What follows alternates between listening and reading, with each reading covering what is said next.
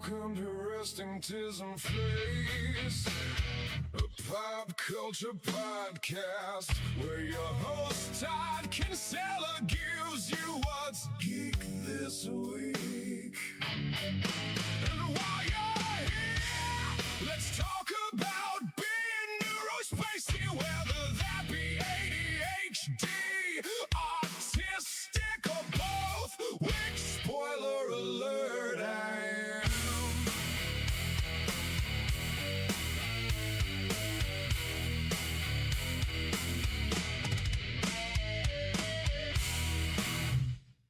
Hey everyone! So as you can see, if you're watching, oh my God, that's a lot. I changed the little VTube guy. I think I'm gonna change it back because that is really twitchy. There we go. That's better. I'm gonna play with it. I decided to make the VTube animation thing using actual photos of myself, and that was way too twitchy for my liking. I think I'm gonna have to play around with that a little bit. This is better.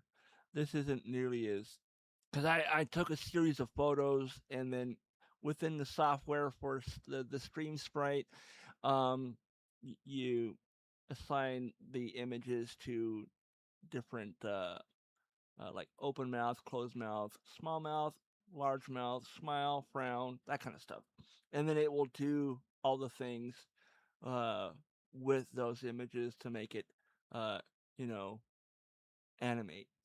So this, wow, this is way better than my face because I was trying to make it the same face, same shape and everything, and because I if you were watching the video you saw. In fact, you know what? I'll go ahead and put it back so if you missed it or you weren't paying attention when I was talking earlier, I'll turn it back on real quick so you can see. It will do the random. It'll do the random blinks, which is a little twitchy, but with the large mouth and medium mouth and the somewhat open or mostly closed mouth, it's twitchy a lot when it animates. So I need to I need to work on it. Is what I'm getting at. So I'm gonna put it back. All right, here we go. That's better. I was thinking it would be cool. It just turns out it's distracting for me. Number one. So yeah, I have a few things here pulled up, saved in a Google Keep notepad for stories. Let's see. Let's open this first one here. Says here, Spider-Man Brand New Day ending explained how it sets up the next chapter for Tom Holland's hero. Let me go ahead and minimize that so it's not in the way, and then I gotta, where is, oh, here we go. Gotta open,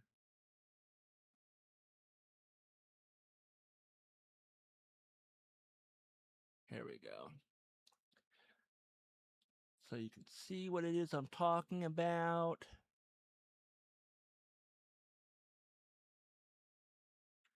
And should have like already sized all this stuff up so I don't have to do any of this live while I'm recording, but I'm doing it anyways, so it doesn't matter. So yeah, this is a story I found on imdb.com. It says Spider-Man fans have spent months speculating about how Spider-Man Brand New Day will close out its story, and with the film's theatrical, I can see the word, I promise, released just days away, the speculation is only intensified. Directed by Destin Daniel Cretton, from the screenplay by Chris McKenna and Eric Summers, the film continues Peter Parker's story 4 years after the events of Spider-Man No Way Home, with Dr. Stephen Strange's spell having erased all public memory of Peter's identity. That premise alone has given the ending extra weight since Peter is now protecting New York while completely alone. He has nobody kind of helping him out. He's doing it all by himself. Unlike, the last three movies where he had Ned kind of being his, man in the chair kind of thing, helping him out from home. And then, of course, he had his girlfriend for when he's having a bad day and he can cuddle and, whatever else. So yeah, it's. I mean, I seen clips of it. I haven't seen it in theaters yet, but I really want to see the whole thing. It looks really good. So I'm looking forward to seeing it. I'm looking forward to seeing it. So let's see here. Find the next story here. Next story is. I have a bunch of stories here. I don't know if I'm going to go through all of these. Oh, come on. I may not be doing this story because they want me to disable my ad blocker. Oh, maybe not. All right.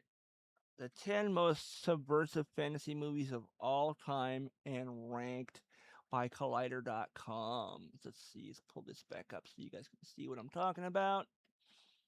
Mm-hmm. All right. Let's see. Number 10 on the list from 1990, Edward Scissorhands. That's a great movie if you like Tim Burton and Johnny Depp. This is the one to watch. It's a great movie. It's kind of like it's Tim Burton, so it's very gothic, very spooky. Um, you think one person's a bad guy, and it's not at all who the bad guy is. When you figure it out, you're like, oh, okay, that makes a lot of sense too, actually. So no, okay, that's cool. Um, let's see here. That movie has Johnny Depp, Winona Ryder. I can say it. Diane Weist. Yeah. He's kind of like a Frankenstein character where he's built, and instead of having hands, he has scissors for fingers, and he accidentally. Well, you'll have to watch the movie. I don't want to give anything away. I know the movie came out in 1990, so it's spoiler alerts are not really a thing for a movie that old, right? But yeah, you should totally watch that. Another Tim Burton film, number 9 on the list from 1988's Beetlejuice. Great film. Michael Keaton plays the title character, and if you've never seen it, I recommend it, especially if you like dark comedies. It's Alec Baldwin back when he was, not known for being a weird individual, to put it nicely. Gina Davis is in it. She's fantastic. They play a couple who are recently deceased, and they decide they want to get rid of the living people out of their home, so they get the help from this guy named Beetle Guist. Guist. That's how I think it should be pronounced because it's Beetlejuice, but it's Geiuse, I think. That's how it's spelled within the movie. But the title of the movie is actually spelled Beetlejuice, as in like, you know, beetle and the word juice. Number 8 on the list is The Green Knight from 2021. I don't think I've ever seen this movie.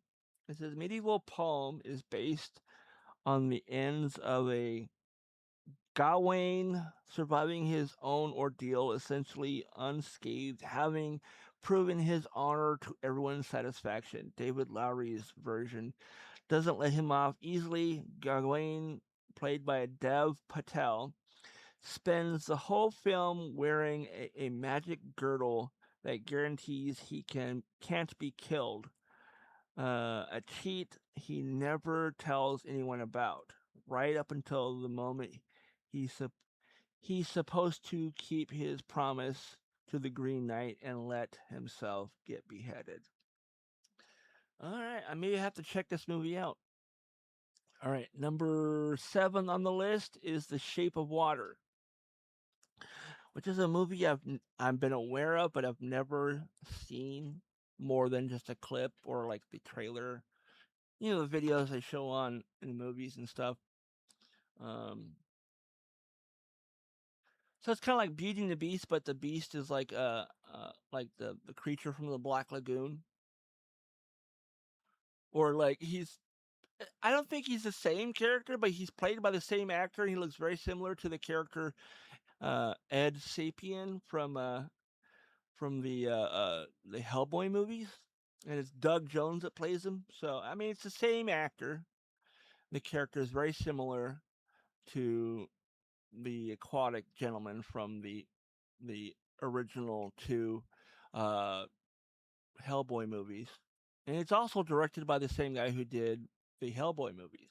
So that makes sense why people think it's the same guy, same character. It's not. I don't think it is anyhow. All right, next one on the list is another Guillermo del Toro movie, which is Pan's Labyrinth from 2006. I heard rumors that there is a version of the movie that has an English dub, and I have not been able to find it because I believe that it was just a rumor that never existed. The movie is only in Spanish, has English subtitles.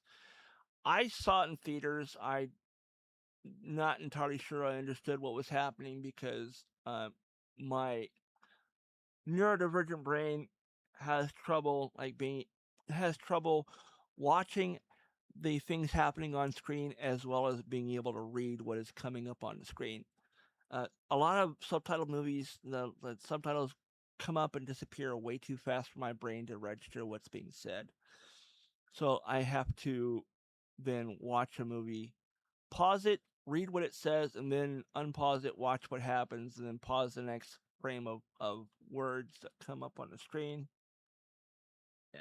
So, yeah, I don't like watching subtitled movies for that reason. All right. So, next is number 5 is Being John Malkovich. I think I saw this movie as a rental once. I was very confused by it. I don't think I really understood what was going on. It's a very metaphysical type movie, I think, because you're like inside the guy's head or some weird shit. This is what it says here. There is a door on the seventh and a half floor of an office building that leads directly into the actor John Malkovich's mind for exactly 15 minutes at a time. And the strangest thing about this movie is how fast everyone treats that as a business opportunity. Craig Schwartz, played by John Cusack, starts charging people $200 a ride, while his wife, played by Cameron Diaz, and his coworker, played by Catherine Kinnear, start using the portal to work out their own tangled feelings for each other. Yeah, weird fucking movie. The next one on the list, number 4 on this list, is Brazil from 1985. I think I remember seeing this movie. I don't remember much about it. It's a Terry Gilliam film, so he's one of the Monty Python guys, and yeah.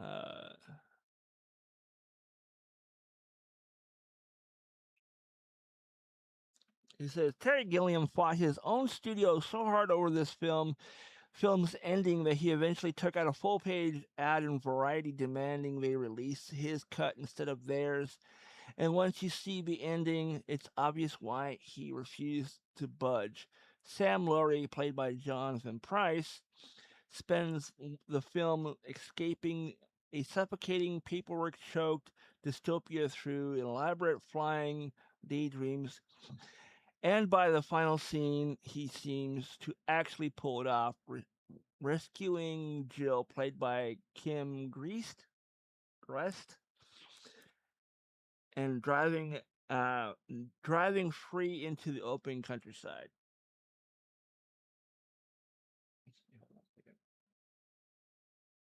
All right, so yeah, okay. Next one on the list is number 3 is Spirited Away from 2001. I think this is one I've actually. This is one of those Studio Ghibli or Ghibli, however you want to pronounce it.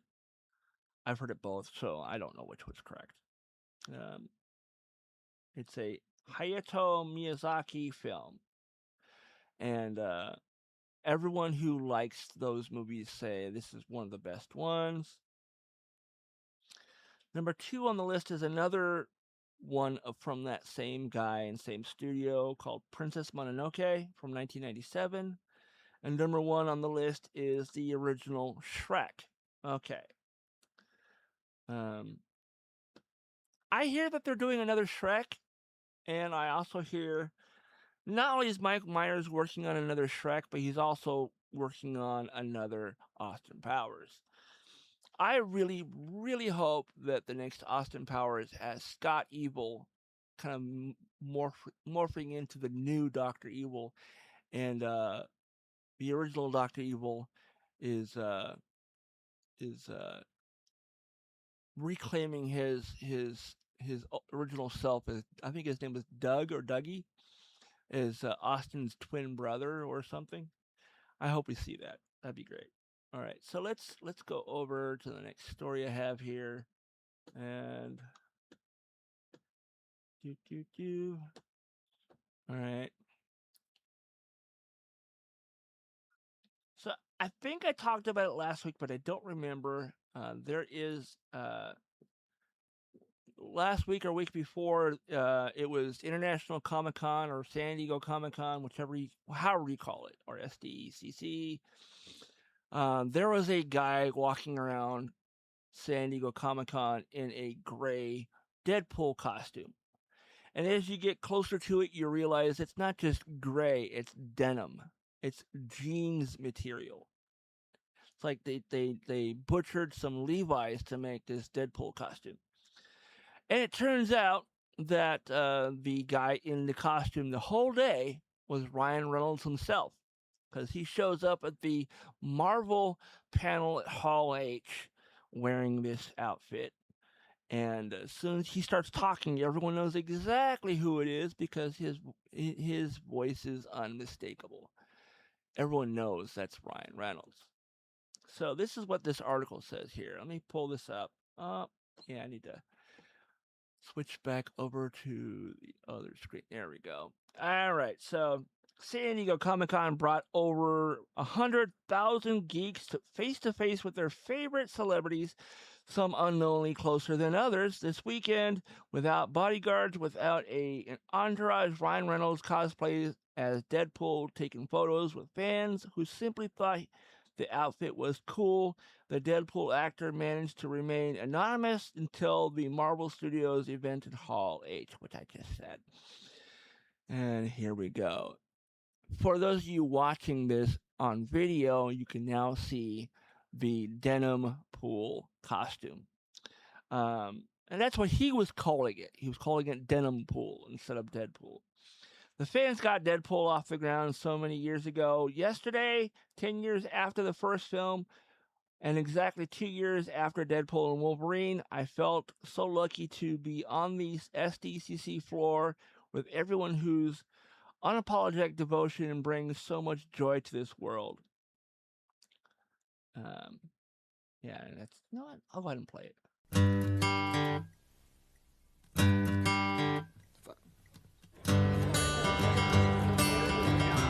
So, turn my mic up a little bit. So take the photographs and still frames in your mind, hanging on a shelf in good health and good time. Tattoos and memories and dead skin on trial. For what it's worth, it was worth all the while. It's something unpredictable, but in the end it's right. I hope you had the time of your life.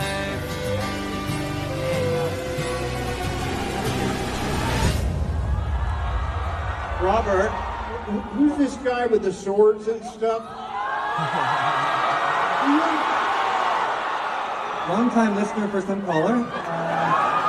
This seems an awfully expensive way to announce a film. When do you start filming? Something unpredictable, in the end is right. I hope you had the time of your life. Back halls of the convention center. That's cool, man. I wish the cons I went to had like people do shit like that. And I'm sure they have. I just didn't know. That's part of the reason why I think it's cool, is because when they do stuff like that, and then later you find out that was actually them, that's so cool.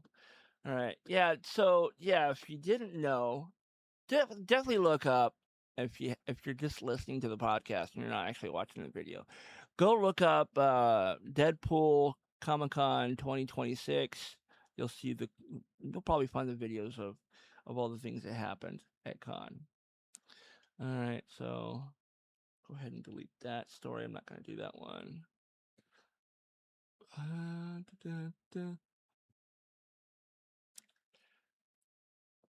right. Sorry. I don't mean to be belching into the microphone. I'm sorry. Let's see here. Back to the screen. A set of 40 Generation 1 Transformers could be the best investment you can make. I saw this, I was like, man, I wish I had the money. Because I would absolutely reacquire all the toys I had as a young man, as a kid. Because in '84, one of my favorite things became a thing. Transformers. And this story talks about this guy buying this collection. It says here, every so often a collectibles listing appears that makes you double take at the math. And a lot of 40 Transformer figures currently on eBay is exactly that, priced at $20,000 for the whole collection, which includes multiple Optimus Primes and Soundwave figures from the original Generation 1 run. It looks at first glance like a lot of money. Look at what the individual pieces can fetch, though. And 20 grand starts to seem almost reasonable. So you can turn around, if you spent 20 grand on this lot of Transformer toys, you can turn around and sell it and make a mint, it sounds like. The reasons comes down to how much the collectors will pay for Generation 1 figures on their own. A graded G1 Soundwave drew bids of 9,000, around 11,250 with buyer's premium at auction. And top condition examples have sold for well into 5 figures, while boxed Optimus Prime from Generation 1 have gone for tens of thousands for the best preserved pieces. If even a couple of the Primes and Soundwaves in this lot were to grade well, they could theoretically recoup the large chunk of the 20 grand outlay very quickly, leaving over 30 figures still to be sold. See, had I known my collection of things from when I was a kid was going to be worth so much money, I would have never let them get destroyed or gotten rid of. I had the same problem with all my Star Wars stuff, too. I sold a bunch of my Star Wars stuff when I was like 25. Somebody bought the entire lot of Star Wars figures for, I think, $30. They probably turned around and sold it for way more. Yeah. Oh, there's my mouse. All right. Let's see here. Go back to here and open the next link. That's crazy that these toys from like the mid to late 80s are worth so much money. So this next story, I hope is true. I hope. Disney apparently is courting Macaulay Culkin himself to come back to play Kevin McAllister. And check this out. So according to comicbook.com, 90s nostalgia has become the centerpiece in Hollywood in a major way. Reboots and sequels of classics from the era like The X-Files, Free Willy, Baywatch, Practical Magic are on the way. And there are clearly just the tip of the iceberg in reviving other decades worth of stories.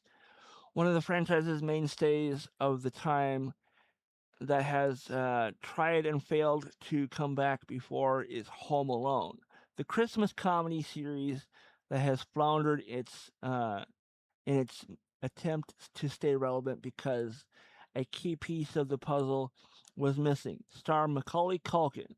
It seems like that could change soon, though. A couple years back, 2 or 3 years, no, actually, I think they did Home Sweet Home Alone is the one that Disney Plus did.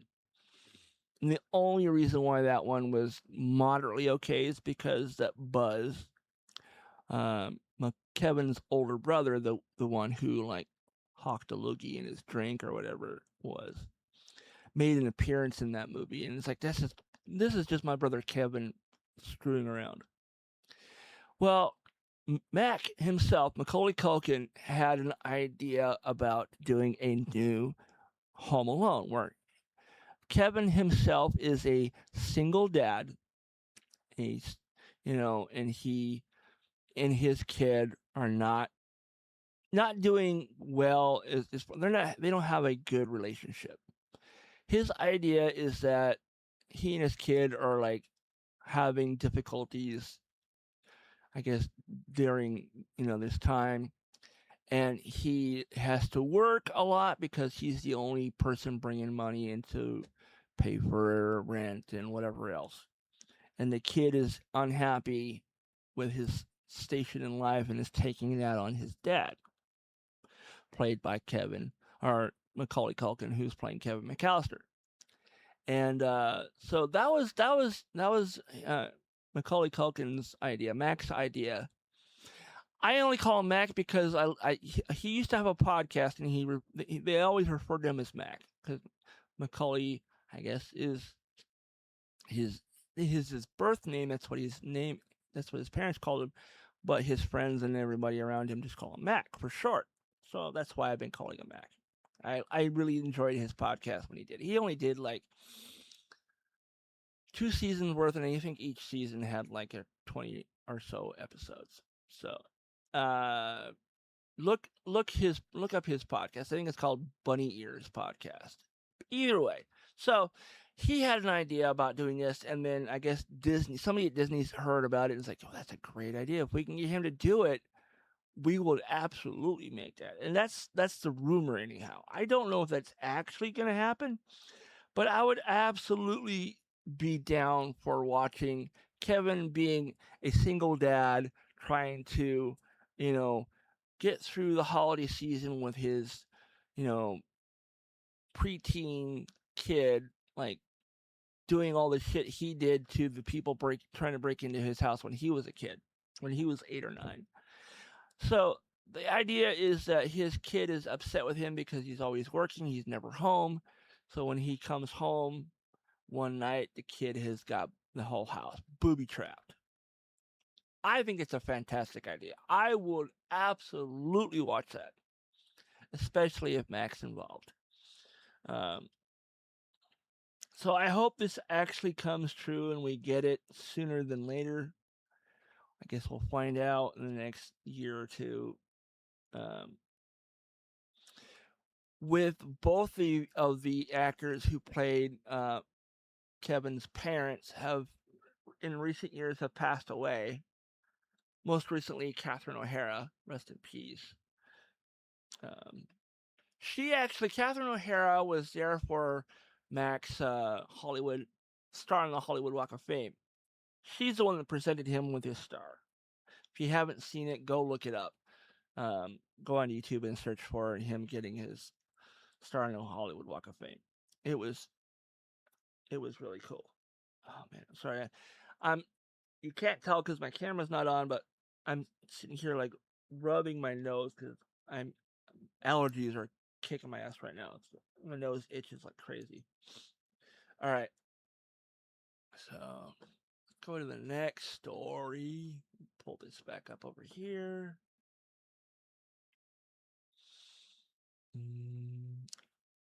I didn't even know this was a thing until just a couple days ago. But it looks like filming up in Vancouver, BC. Hulu is doing a cable guy TV series with Jake Johnson and Damon Wayans Jr. Let me pull this up so you guys can see on the video. According to HollywoodNorthBuzz.com, they're filming up there right now, or they're going to start filming. These two guys right here. It sounds like, from what I remember reading earlier, that Jake is the one who's going to play the cable guy, and Damon is going to be playing the other part. And I think the other part was who was that? I think that was Ferris Bueller himself, right? Jim Carrey and God, my brain is not braining today. Okay, it says here, inspired by the Jim Carrey manic turn as a cable installer, the potential new series honors the 1996 movie but updates for the streaming age.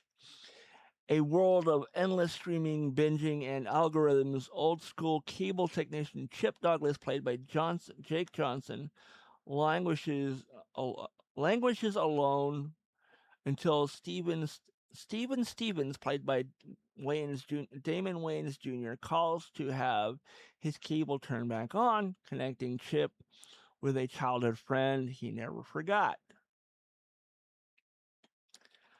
I think I'd be down for watching this. It's going to be on Hulu, so I'll have access. I have Disney Plus, which is where Hulu resides now.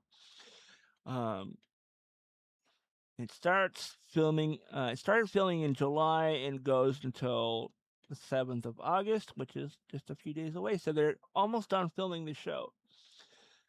At least filming the pilot, anyhow. So let's hope that it actually... I mean, I want to see it. Even if it's bad, I want to see it. So let's go over and pick up the next story. Burning through these really quick. Should probably pull up a couple more stories.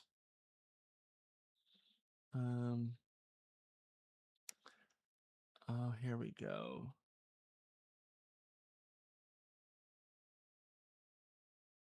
This is a story from the local paper called The Stranger here in Seattle. In the Seattle area, it's a local paper. And they have like missed connections, and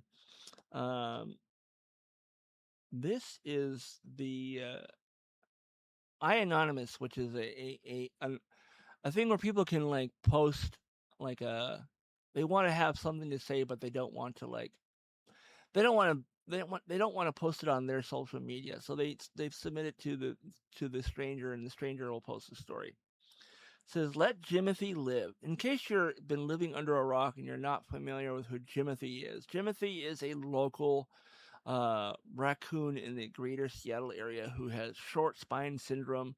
Basically, he's a hunchback raccoon with like virtually no tail, and he's got his head has basically got no neck, so he's like stuck to his body. It's really weird looking. He doesn't even look like a real thing. I think the first time I saw an image of Jimothy, I thought it was AI. But this is what it says here. It was clear what people were looking for when cars began to slow down on that Ballard Street. No one yelled for him, but I knew. They were looking for Jimothy, the short-spined raccoon who took the internet by storm last week. But please, Seattle, leave Jimothy alone. Jimothy is for everyone, but not to go looking for Jimothy. Maybe you live in the neighborhood and were on your way home, but maybe you weren't intending and to add to the traffic, and they were just hoping for a innocent glimpse. But Jimothy doesn't have an Instagram. You can't tag him in photos and videos. He does not and should not know that he is carrying the emotional weight of an entire city, nay, nation, on his compact little back. Basically saying, don't go looking for him. If you're coming to Seattle to see if you can get a glimpse of this potential cryptid, he's not a cryptid. Number one, he is a disabled, handicapped raccoon. So, leave him alone. Let him live his life. He's doing just fine without everyone like trying to like take a photo or video of him. Leave him alone. That's basically what this article says. I get that. That makes total sense. One of the jokes that I wrote and performed for the first time last night at an open mic was it feels like it is a prerequisite for disabled comedians to make a joke or have a story about Jimothy, because Jimothy is like the unofficial mascot of disability awareness, which was last month or this month. It's no, technically it's new month. So last month, July. July is Disability Awareness Month. And so that was like, you know what? I'm no longer going to call myself neurodivergent. I'm going to say I'm a Jimothy American.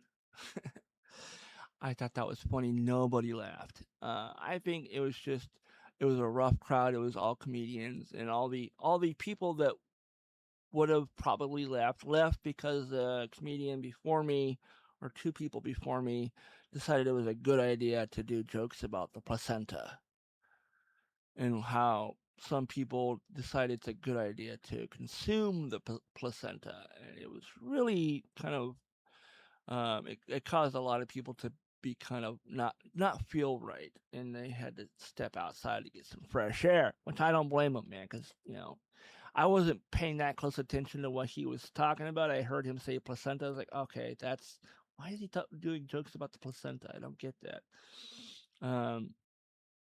So let's see here. I think I may have to look up another story or two. Come on. All right, so when I first saw it, it was like, that seems to track a little bit. New Harry Potter inspired Star Wars series officially confirmed. Somebody a couple years back, right around the time of The Force Awakens came out, saying that they thought that the Harry Potter books and the stories were basically just shitty versions of Star Wars. Like, orphan kid has an old mentor who shows them how to do magic with a stick. Talking about the wand or the lightsaber that, and so yeah, it was really funny. It was done as a joke more than anything else, but it makes total sense to me that Harry Potter is essentially just if you took away the science fiction aspect of it and just solely did the fantasy, you could dress everybody up like characters out of Harry Potter and it would still work. So basically comparing Obi-Wan Kenobi to Hagrid or Dumbledore. Okay, it says, upon deeper investigation, the Star Wars movies and the Harry Potter franchise are not different from one another. They both involve heroes who, soon after discover they possess extraordinary abilities, become the last hope to defeat a nefarious tyrant with unsettling connection to their past. Star Wars X-Wing Academy is a fantastic coming-of-age tale. I didn't know that was even going to be a series until I saw this article. The Harry Potter books and the blockbuster movie series they inspired are known for their astonishing spell casting, deadly, larger-than-life creatures, and their hair-raising thrills. However, it is at its core, the franchise is a tale of extraordinary skill, youngsters struggling with common issues their demographic often faces while trying to make a difference in an unusual and complicated world. All right. Let's see. Instead of a school for witchcraft and wizardry, Star Wars X-Wing Academy takes place at a training facility for young and aspiring pilots seeking to fight for the New Republic, much like the story is connected created by author J.K. Rowling. This comic, which is said to take place before the events of the 2015 Star Wars The Force Awakens, will follow the modest group of close-knit students namely an engineer called Zacht, Puba, a Puba named Ludi, and siblings Blue and Odub. Oh, this sounds like it's a comic book, not a series, as in a TV series. I was excited to see a new TV series. This is a comic series. Still cool, but not as cool as watching it on Disney Plus. Man, I'm disappointed. It's not a series, TV series. It is a comic series. Okay, cool. All right, let's find one more story here. Let's close all these out and open my Feedly list. Feedly.com is a newsfeed reader. You can subscribe to all your favorite blogs and news organizations and have them all in one place.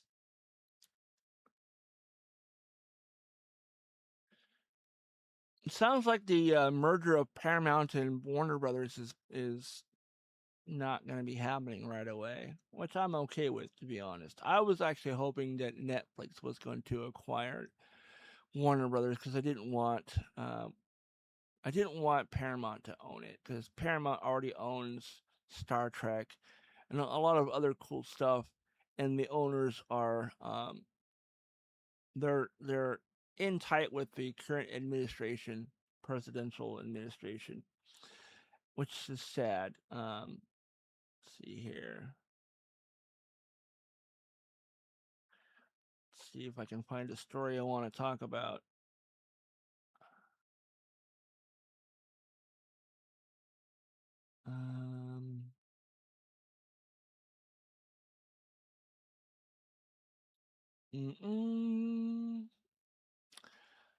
Okay.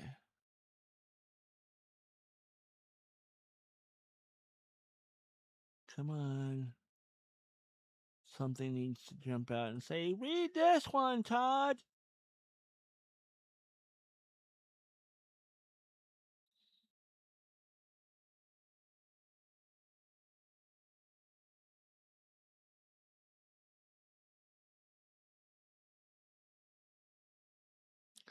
I don't think I'm going to find anything. Oh, here we go.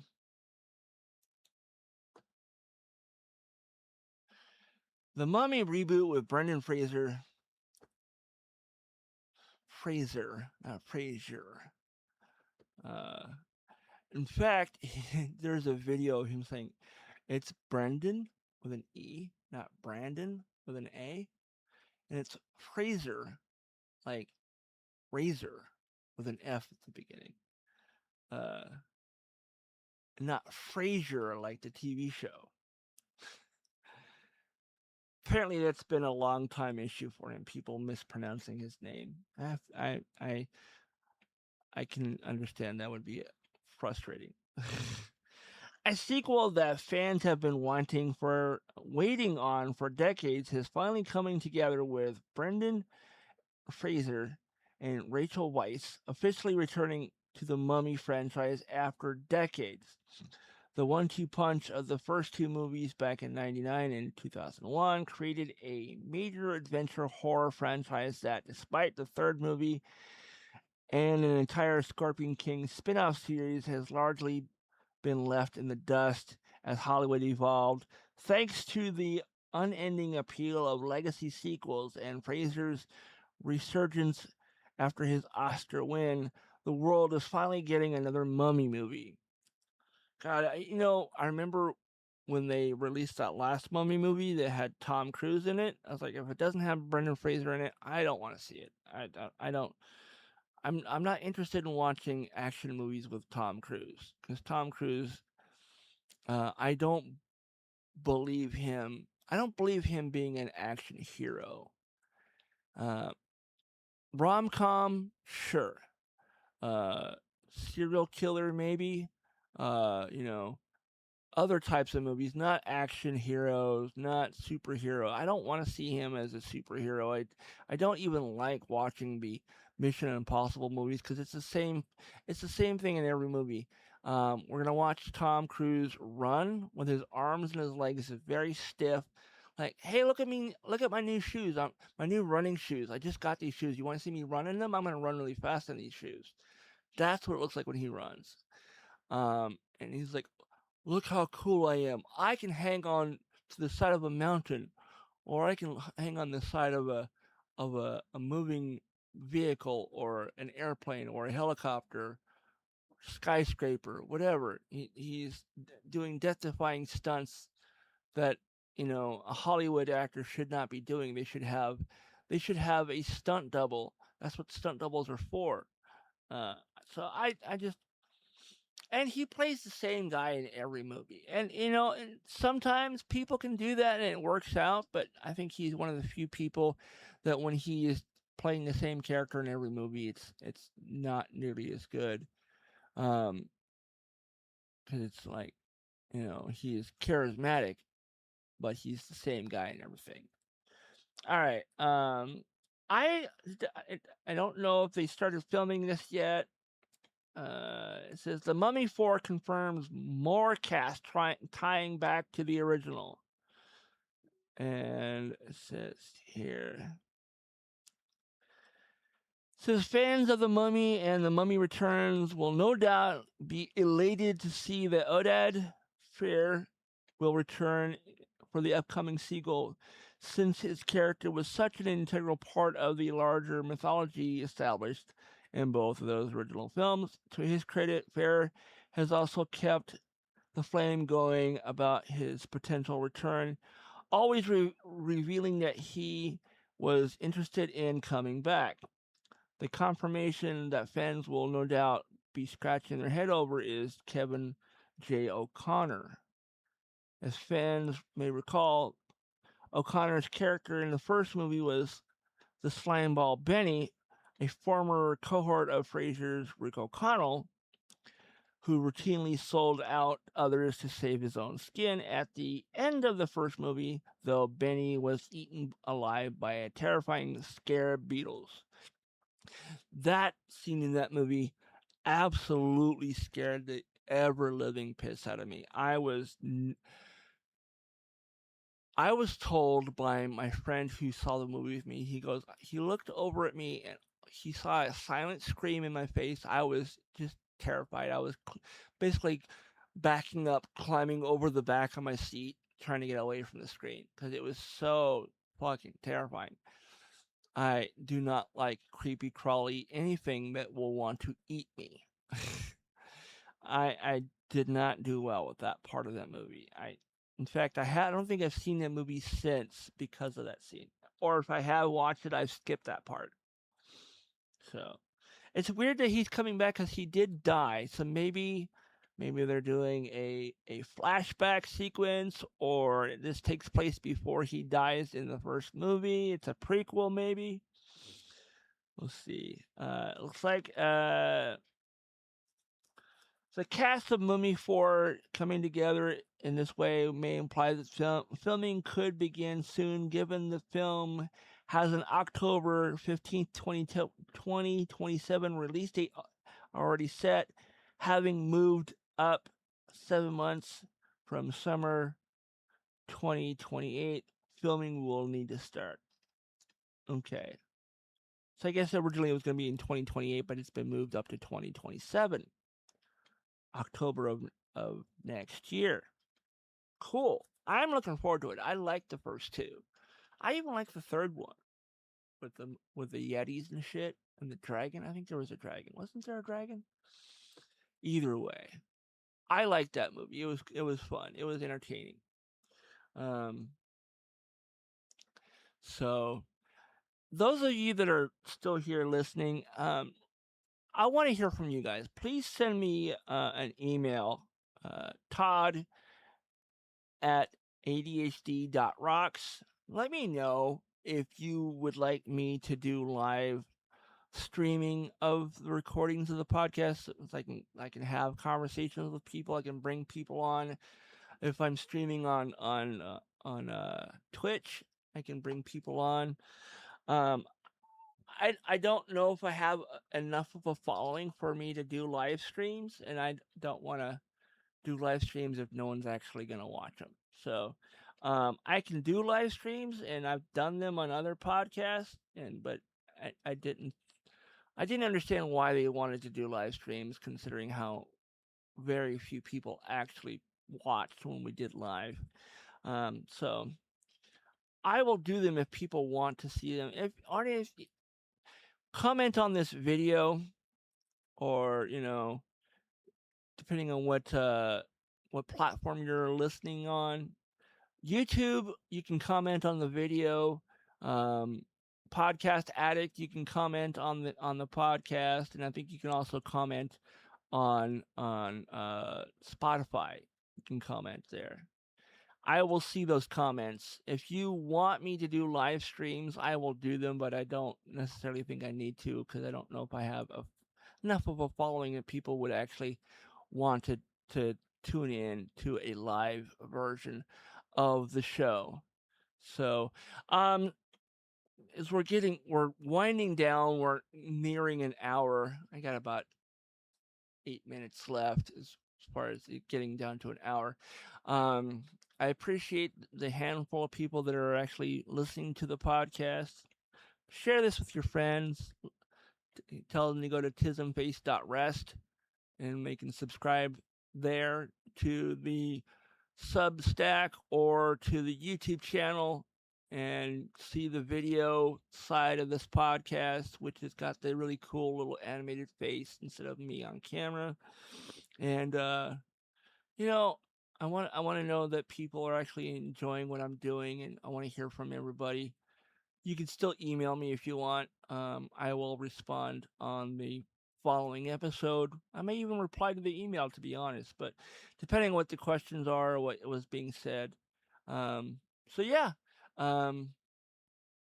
be sure to follow on the social media as Resting Tism at Resting Tism Face, and on TikTok, Instagram, and Facebook, as well as Threads. And you can comment on anything there. If you want to see me do live streams, let me know, and I will start doing that. I may do that on the weekend. Let me know what day of the week you think is the best for doing a live stream to record the podcast. Once I am done recording this, I'm going to go ahead and upload it to Substack, and then it'll be live sometime today. It's now about 4 o'clock on a Tuesday, August 4th, 2026.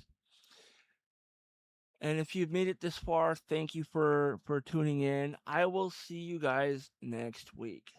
Thanks.